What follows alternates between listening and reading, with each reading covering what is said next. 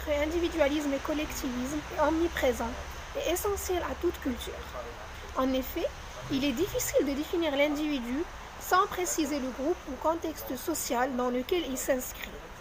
Et réciproquement, un groupe est forcément constitué d'individus et ne saurait donc exister sans une multiplicité d'intervenants. De plus, nous éprouvons sans cesse le besoin de nous demander ce qui est le plus important parmi la satisfaction personnelle et individuelle et celle de notre entourage. So, allow us to invite you to discover in this video what collectivism and individualism are.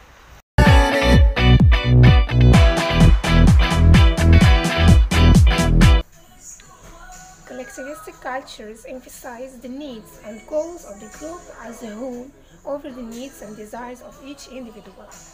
In such cultures, relationships with other members of the group and interconnectedness between people play a central role in each person's identity. Cultures in Asia, Central America, South America, and Africa tend to be more collectivistic.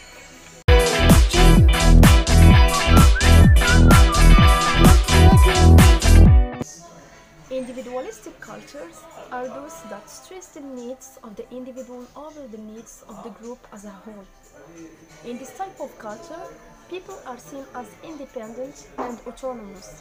Social behavior tends to be dictated by the attitudes and preferences of individuals. Cultures in North America and Western Europe tend to be individualistic.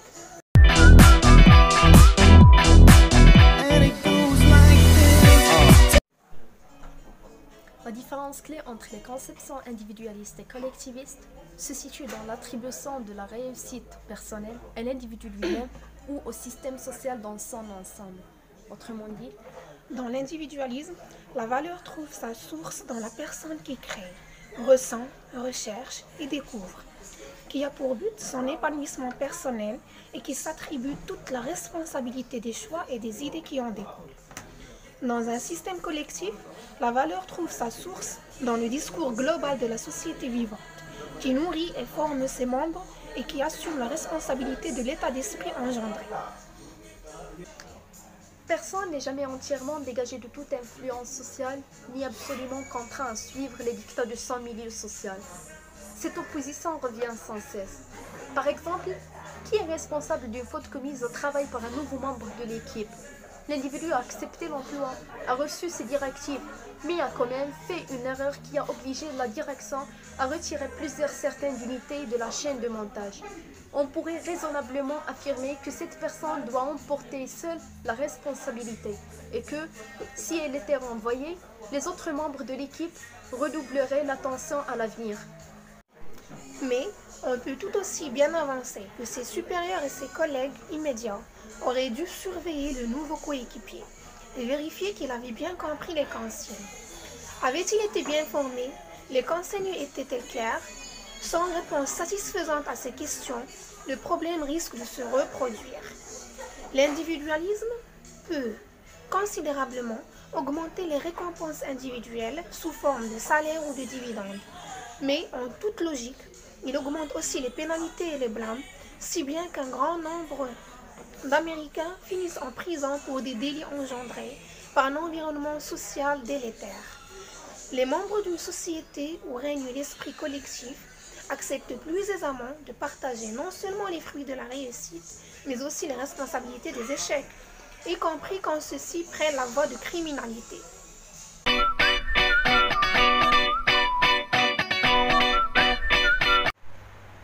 Chaque paradigme a donc des traits qui le caractérisent, à savoir valorisation du temps consacré à l'individu, valorisation du temps consacré au groupe, la priorité de l'individu et la reconnaissance individuelle.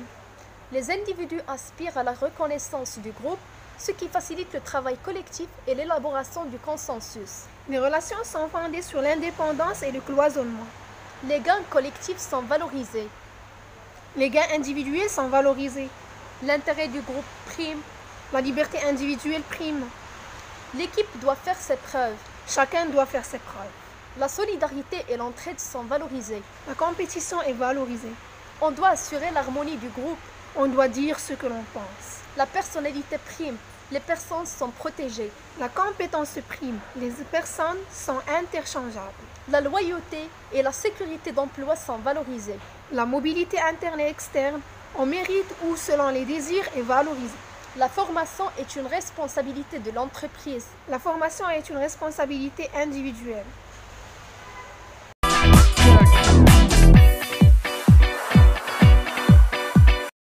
Pour conclure, nous présentons le cas de notre culture marocaine. Au regard de sa position géographique et les liens historiques noués avec la rive nord de la Méditerranée, le Maroc est l'une des sociétés arabo-musulmanes la plus exposée à l'influence de la culture occidentale. Son organisation est plutôt de structure pyramidale, avec une direction trop éloignée de la base, et avec une importance accentuée attribuée aux signes extérieurs de statut. Col blanc, col bleu, culture de chef, téléphone et voiture de fonction. Mais cette distance hiérarchique est généralement acceptée et même parfois valorisée et respectée aussi bien dans la société qu'au sein de l'entreprise. Dans les dernières années, les changements socio-culturels sont devenus de plus en plus visibles, et notamment au niveau de la relation entre l'individu et le groupe. L'exposition du pays aux différentes vagues de la modernité n'avait pas cessé d'affecter progressivement les registres des valeurs et la structure des rapports sociaux. Un Marocain se situe alors par rapport à cette dimension collectiviste individualiste au juste milieu, pour deux raisons. De un, la plupart des Marocains ne seraient pas collectivistes du fait que ce n'est pas tout à fait l'intérêt collectif qui expliquerait la majeure partie de leur comportement. Ils ne se qualifieraient pas non plus de l'individualiste car le Marocain est très centré sur sa famille et ses proches. Pourtant, on remarque de plus en plus que l'individualisme commence à gagner surtout les villes industrialisées et modernisées. À titre d'exemple, Casa, Tanger et Rabat. De deux, les résultats des rapports successifs sur le développement humain montrent que les femmes disposent dans les pays arabes, même constat pour le Maroc bien sûr, d'un statut inférieur qui les place au bas de l'échelle du niveau de développement humain. Faible participation à la vie politique, faible taux de scolarisation, taux d'illettrisme très élevé. À l'instar de la majorité des pays arabes et musulmans, et aussi africains, le Maroc est un pays à domination masculine. Il est vrai que le principe d'égalité est consacré par la constitution marocaine, mais en réalité, la représentation des femmes au niveau des instances publiques de décision au niveau national, local et régional reste faible.